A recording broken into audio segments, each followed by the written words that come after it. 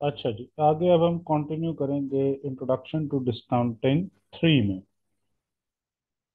Instead of projecting flows into the future, discounting asks what must you receive now to be equivalent to that future amount।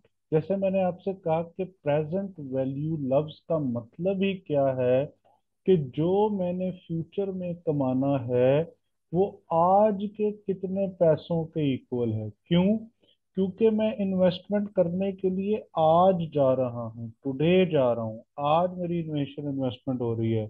इसलिए मैं जानना चाहता हूँ कि जो मैंने फ्यूचर में कमाना है, क्या वो जो $1300 कमाना है, क्या वो आज के $1200 के इक्वल है।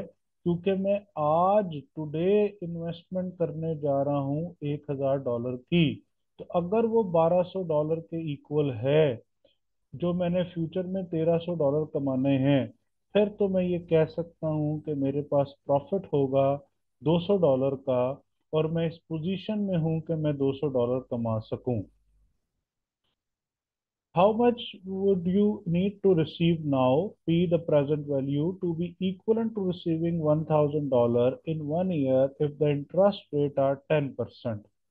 अब एक बात तो ये समझें कि यहाँ पे इंटरेस्ट रेट का मतलब ये नहीं हो रहा कि हमने 1000 में इंटरेस्ट रेट को ऐड करना है। यहाँ पर इंटरेस्ट रेट का मतलब है कि हमने प्रेजेंट वैल्यू कैलकुलेट करनी है कि ये जो $1000 मैंने इन्वेस्ट करने हैं टुडे, वो या $1000 जो मैंने रिसीव करने हैं 1 साल के बाद, इन 1 ईयर टाइम का मतलब है 1 साल के बाद, इन 2 ईयर टाइम का मतलब है 2 साल के बाद, इन 3 इयर्स टाइम का मतलब है 3 साल के बाद, इन 4 इयर्स टाइम का मतलब है 4 साल के बाद। तो वो पैसा जो मैंने रिसीव करना है, उस पैसे को अगर मैं आज की टर्म्स में देखना चाहूँ तो वो कितनी वैल्यू के बराबर बनेगा। अब इसके दो तरीके होते हैं। पहला तरीका तो है कि ये प्रेजेंट वैल्यू का फार्मूला है जो कि आपको एग्जाम में भी दिया होगा। फार्मूला है cash flow divided by 1 plus discount rate. ये जो इंटरेस्ट रेट है इसके मुख्तलिफ नाम है जो मैंने आपको पिछली वीडियो में बता दिए हैं। इसी को हम डिस्काउंट रेट भी कहते हैं, इसी को हम weighted average cost of capital भी कहते हैं, इसी को हम कॉस्ट ऑफ कैपिटल भी कहते हैं, और इसी को हम नॉमिनल रेट ऑफ इंटरेस्ट भी कहते हैं। तो आपने इन नामों से कंफ्यूज नहीं हो जाना, डिफरेंट तरह के नाम है, लेकिन इनका अल्टीमेट मीनिंग जो है वो एक ही है कि ये हम रिक्वायर्ड रेट ऑफ रिटर्न है हमारा, जिसको हम यूज करके प्रेजेंट वैल्यू कमाना चाहते हैं। तो हमारे कैश फ्लो है $1000 डिवाइडेड बाय 1 प्लस 0.1, तो हमारे पास $909 आ गए। इसका दूसरा तरीका क्या है? दूसरा तरीका ये है कि प्रेजेंट वैल्यू कैलकुलेट करने के लिए आपको प्रेजेंट वैल्यू टेबल जो है वो एग्जाम किट में भी गिवन है और एग्जाम में भी गिवन होगा। तो 10% रेट ऑफ इंटरेस्ट पर अगर मैं प्रेजेंट वैल्यू टेबल से जाके देखूं तो जो प्रेजेंट वैल्यू फैक्टर है वो 0.909 है। तो 1000 इंटू 0.909 बेसिकली क्या हो जाएगा, ये मेरे लिए $909 बनेगा। जिसका मतलब क्या है कि ये जो मैं आज कह रहा हूँ ना, आज टुडे, कि 1 साल के बाद मुझे $1000 मिलने हैं, ये मेरे आज के $909 के बराबर हैं। If 909.09 is received now and invested at 10%, it will become 1000 in the 1 year time। वो कह रहा है ऑल्टरनेटिवली अगर आप ये सही साबित करना चाहते हैं कि जो आपने साल के बाद $1000 कमाने हैं वो आज के 909.09 के बराबर हैं, तो आप इनको द इन्वेस्ट करके देख लें और इनके ऊपर आप 10% का इंटरेस्ट ऐड करके देख लें कि क्या ये 1000 या इसके करीब अमाउंट बन जाती है या नहीं। तो हम अभी कैलकुलेट करके देख लेंगे जी कि क्या बनेगी अमाउंट। तो ये अमाउंट तकरीबन पूरे 1000 ही बनेगी, मैंने यहाँ पर 0.09 नहीं लगाया, तो तकरीबन $1000 ही बन रहा है। तो आज अगर कोई $902 बैंक में जाके रखवा देगा 10% रेट ऑफ रिटर्न पे, तो उसे साल के बाद $1,000 मिलेगा। तो वो जो साल के बाद $1,000 है वो आज के दरअसल कितने पैसों के इक्वल है? आज के $909 के इक्वल है। इसके बाद आता है जी questions to consider. What is the present value of the following cash flows? 10,000 received in 3 years if the interest rate are 4%। 3 साल के बाद अगर आपको $10,000 मिले और आपका इंटरेस्ट रेट 4% है, $10,000 आपको मिले 10 साल के बाद, आपका इंटरेस्ट रेट 4% है।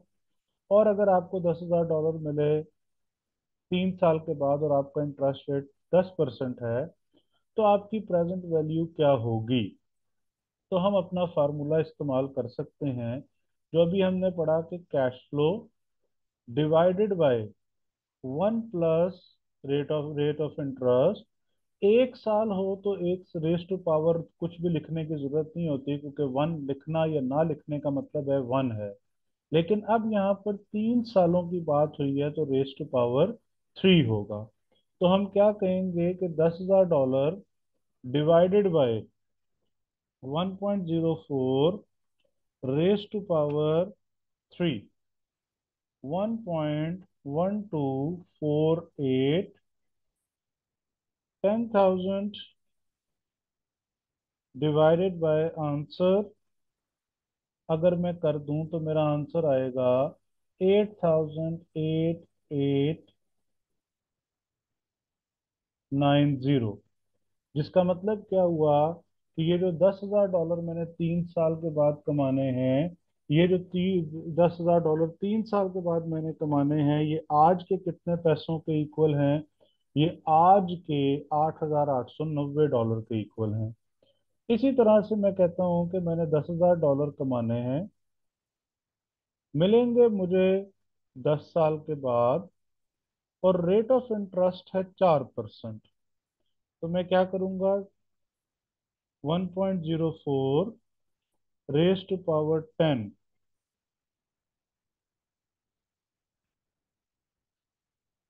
पहले तो मैं अपने डिनोमिनेटर की वैल्यू कैलकुलेट करना चाहता हूँ कि 10,000 से जो चीज़ डिवाइड हो रही है उसकी क्या वैल्यू बनती है। 0.4802, 10,000 डिवाइडेड बाय 1.4802, तो हमारे पास आंसर आता है $6,756। तो हम $10,000 जो कि 10 साल बाद रिसीव करेंगे 4% रेट ऑफ इंटरेस्ट पे, वो आज के $6,756 के बराबर हैं।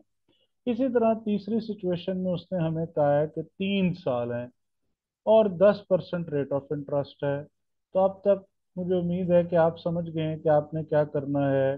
10,000 divided by 1.1 raise to power 3, क्योंकि अब आपके पास 3 साल हैं। तो अब आप क्या कर रहे हैं? 10,000 डिवाइडेड बाय 1.331,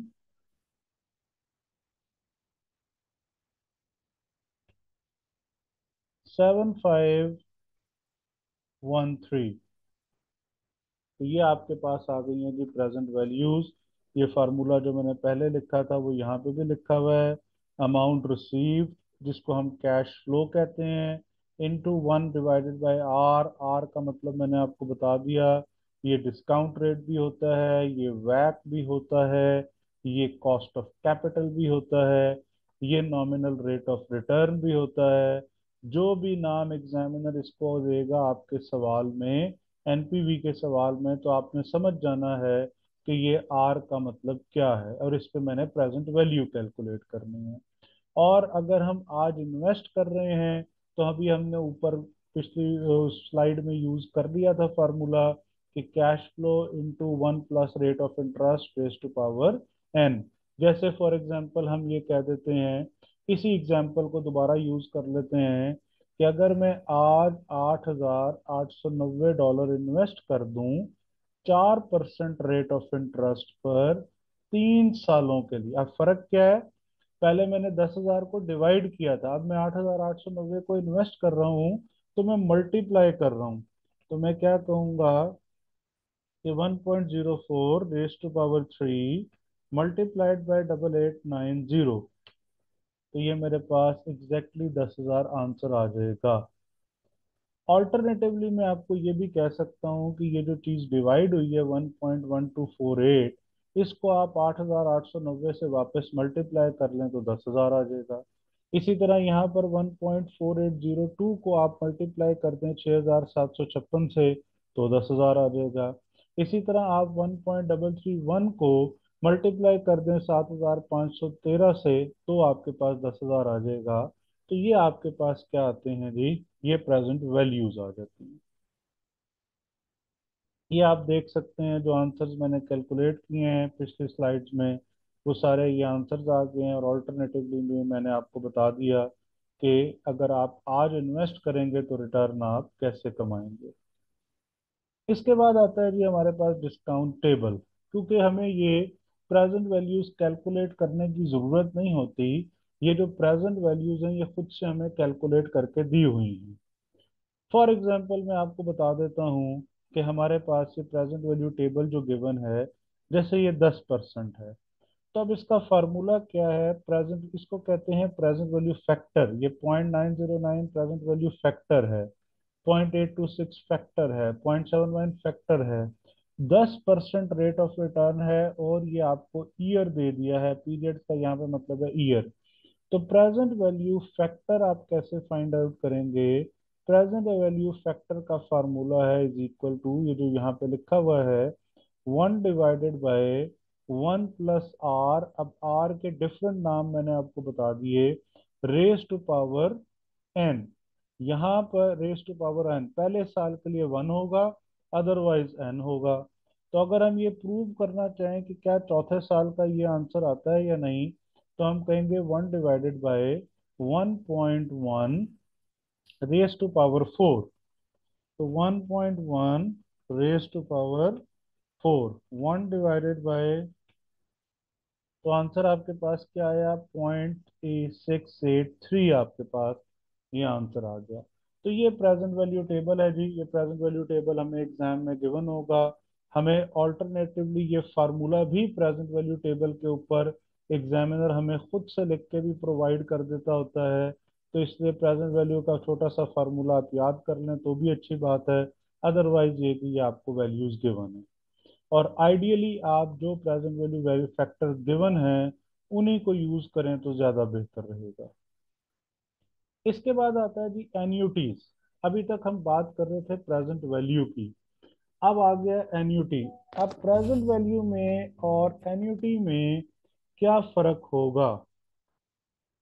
प्रेजेंट वैल्यू में और एन्यूटी में फर्क ये होता है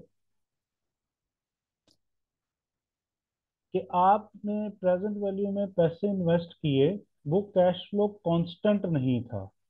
कांस्टेंट ना होने का मतलब क्या हुआ कि पहले साल में $10,000 आपको मिले, दूसरे साल में $12,000 मिले, तीसरे साल में आपको $15,000 मिले, चौथे साल में आपको $20,000 मिले।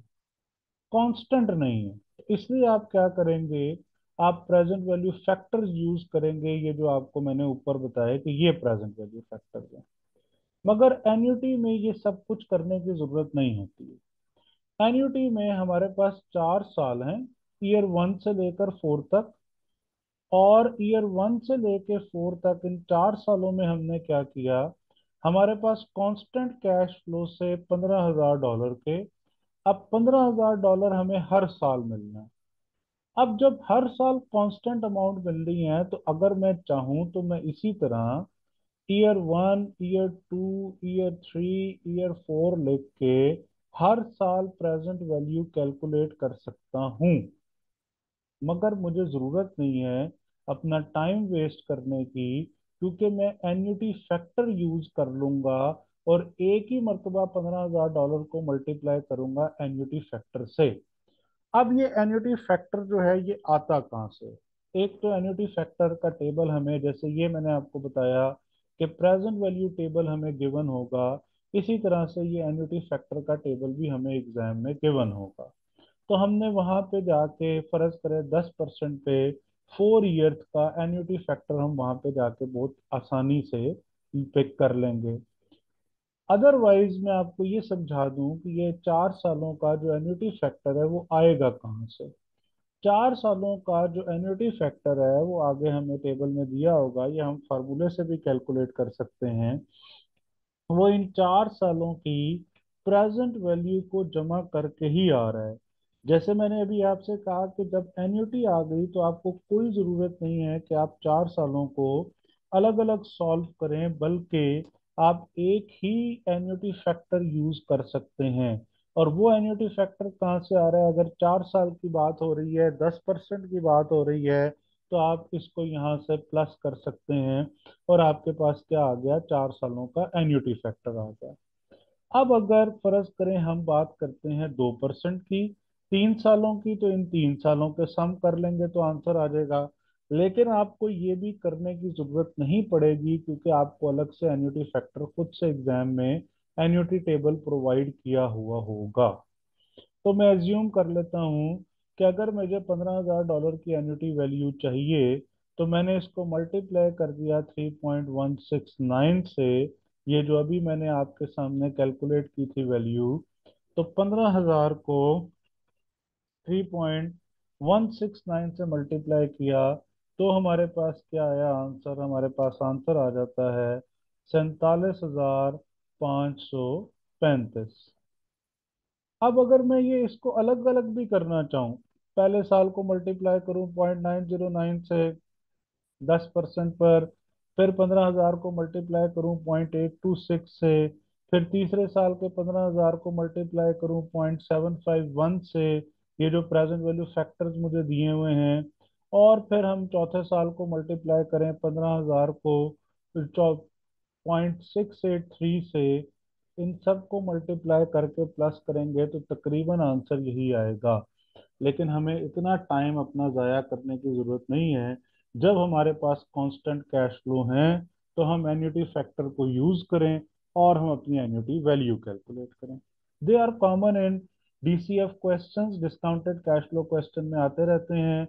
जैसे वो कांस्टेंट रेंट कह देता है, लीजिंग के केस में कह देगा कि हमने गाड़ी लीज कराई है, कैपिटल एक्सपेंडिचर किया है, कोई कैपिटल इक्विपमेंट या कोई मशीनरी लीज कराई है, तो उसका कांस्टेंट रेंट है। हमने 10 सालों तक एक ही सेल प्राइस पर बेचना है। लेकिन इसमें सिर्फ सेल प्राइस कांस्टेंट नहीं है, कांस्टेंट के साथ वॉल्यूम भी कांस्टेंट है। और मैं इसमें एक बात और ऐड कर देता हूँ कि इन्फ्लेशन भी कोई नहीं है। फर्ज करें हम ये कहते हैं कि मैंने यूनिट सेल करने हैं, मैं इसी को आगे बढ़ाता हूँ। $10 का एक यूनिट सेल करना है, 10,000 यूनिट हर साल सेल करने हैं, $1 लाख की मैंने सेल्स करनी है। कब से कब तक? ईयर 1 से लेकर ईयर 5 तक। तो ये हमारे लिए क्या हो जाएगा? एन्युटी हो जाएगा। It is important to use annuity tables whenever possible, as they are greatly speed up your calculations, which is very important in the exam. It is important to use annuity table। जैसे मैंने अभी आपसे कहा कि उससे क्या हो रहा है, आपका टाइम बच रहा है। तो आपने अपने टाइम को बचाना है और अपने टाइम को यूटिलाइज करना है। $2,000 per year will be received for year 1 till 3. What is the present value of the receipt if the discount rate is 8%? Year 1 till 3 $2,000 per year. अब ईयर 1 till 3, इसका क्या मतलब हुआ जी? इसका मतलब हुआ कांस्टेंट मिल रहे हैं। कितने सालों तक? 3 सालों तक। मैंने आपसे कहा कि एक तरीका ये है कि 8% के प्रेजेंट वैल्यू फैक्टर से अलग अलग मल्टीप्लाई करो और फिर उन सबको ऐड कर दो। दूसरा तरीका क्या है कि 2,000 को मल्टीप्लाई करो 8% के एन्युटी फैक्टर से और डीसीएफ कैलकुलेट कर लो। तो ज़्यादा बेहतर तरीका शॉर्ट वे है, जिससे हमारा टाइम सेव हो जाएगा। Annuity table note, these gives the sum of individual discount rate factor from time 1 onward। जैसे मैंने आपको 10% में कहा था कि 0.909 है, 0.826 है, 0.751 है, 0.683 है। तो 4 सालों को ऐड किया था तो हमारे पास 3.169 आया था। आप वैसे भी अगर 10% पे जाके 4 सालों को एन्युटी फैक्टर को देखेंगे तो वो आपको 3.169 ही मिलेगा। Annuity factor are sometimes referred to as cumulative discount rate. तो 3.169 क्या है? Cumulative discount factors है। If the cash flow are not a perfect annuity, cash flow जो है वो perfect annuity नहीं है। क्या मतलब हुआ कि अगर वो कांस्टेंट नहीं है तो फिर तो आप एन्युटी यूज नहीं कर सकते, लेकिन अगर कांस्टेंट है या जितने सालों तक कांस्टेंट है वहां पर आप यूज कर सकते हैं। आगे वो कहता है जी annuity factors that are on the tables, very occasionally you might have to deal with a discount rate that is not on the discount tables, for example 10.5% or for a period of 15 years. There is a formula at the top of the annuity tables. Present value of annuity is equal to 1 is equal to 1 minus 1 plus r raised to power minus n divided by r।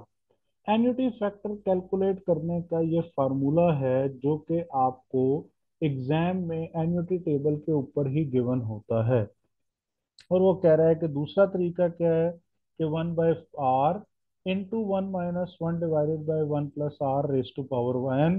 दूसरा तरीका ये है।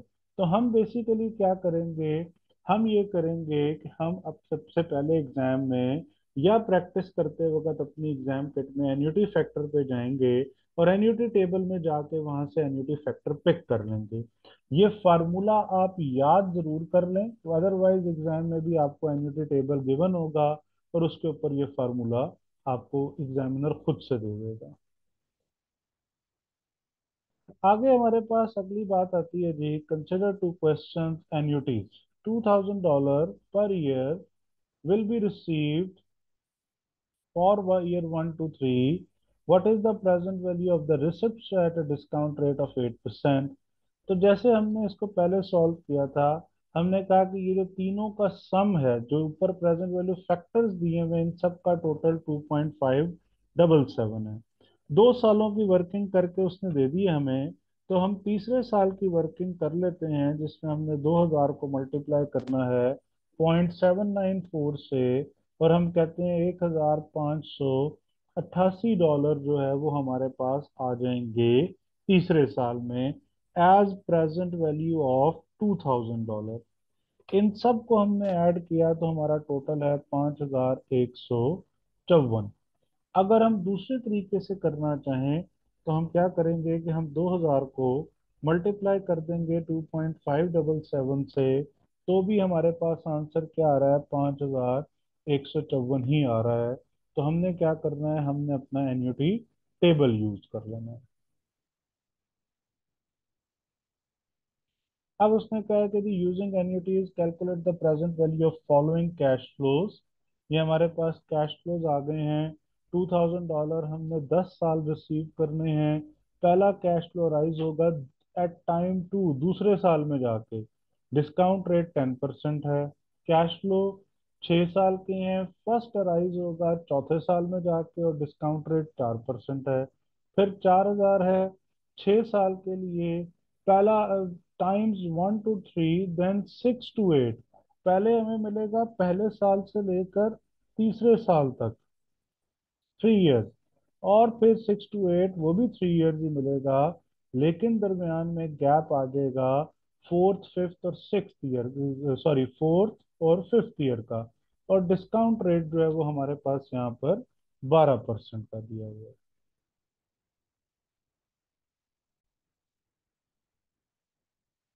अब हम एक एक करके इसके आंसर देखेंगे। $2000 received for 10 years with the flow of first flow occurring at time to discount rate is 10%. A normal 10-year annuity is received in year 1 to 10. This one is received in years 2 till 11, which is like 1 to 11 but omitting year 1। Flow timings time 1 till 11। क्यों जी 1 till 11 क्यों? क्योंकि वो कह रहा है कि आपका first cash flow will arise at the time two का मतलब क्या हुआ कि ये अराइज होगा दूसरे साल में। और टोटल कितने अराइज होने हैं? टोटल अराइज होने हैं 10। तो फिर दूसरे साल से अगर आप बात शुरू करेंगे तो second year, third year, fourth year, fifth year, sixth year, seventh year, ninth year, tenth year and 11th year.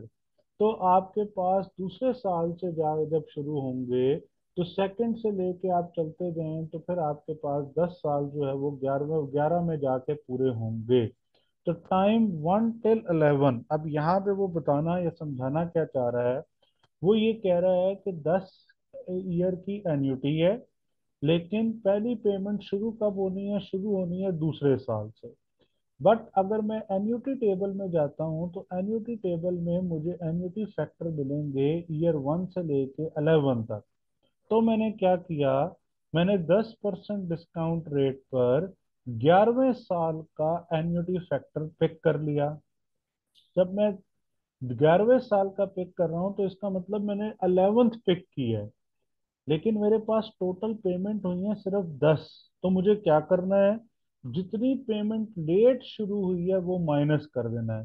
Payment चूंकि दूसरे साल से शुरू हुई है, सिर्फ 1 साल का गैप आया है, 1 साल लेट हुए हैं, तो इसलिए 1 साल जो है वो माइनस हो जाएगा और मेरा एन्युटी फैक्टर आएगा दूसरे साल से लेके 11वें साल तक का। तो मैंने क्या किया? पहले 11वें साल का जो मेरा आखिरी साल बनता था, कैसे आखिरी साल बनता था कि दूसरे साल से पेमेंट शुरू हो रही है और 10 पेमेंट्स हैं, तो पेमेंट जाके मुकम्मल होनी है 11वें साल में। लेकिन मेरा टेबल शुरू हो रहा है 1 से लेकर, क्योंकि मैं आज ये बात कर रहा हूँ कि जी अगले साल से मुझे, दूसरे साल से मुझे $2000 मिलेंगे। तो 11 साल जो आखिरी साल था उसका एन्युटी फैक्टर लिया, उसमें से जितनी लेट होनी है उस लेट को माइनस करके बाकी मेरे पास एन्युटी फैक्टर आ गया बाकी के 10 सालों का। उसे 2000 से मल्टीप्लाई किया तो आप कह सकते हैं कि आपके पास $11,172 जो हैं वो मिलेंगे। शुरू कब होंगे? दूसरे साल के शुरू में शुरू होगी ये अमाउंट और आपको ये अमाउंट मिल जाएगी। इसका इसके बाद जी हमारे पास दूसरी एग्जांपल है जिसमें वो कहते हैं कि $3000 आपको मिलने हैं, received for 6 first payment will start at year 4, discount rate is 4%। Receive for 6 year, पहली पेमेंट जो है वो ईयर 4 से शुरू होगी। तो इसका मतलब ईयर 1 से लेकर 3 तक कुछ भी नहीं मिलेगा। लेकिन मेरा एन्युटी टेबल, जैसे मैंने पहले कहा कि पहले साल से शुरू होगा, वो चौथे साल से शुरू नहीं होगा। फिर मेरी 6 पेमेंट्स हैं, तो 4, 5, 6, 7, 8, 9। तो 9th ईयर में जाके मेरी 6 पेमेंट्स या 6 रिसिप्ट्स जो हैं वो कंप्लीट हो जाएंगी। पेमेंट्स हों या रिसिप्ट्स हों, मतलब ये कि जो टोटल कैश फ्लो है वो 6 सालों में डिवाइड हुआ है।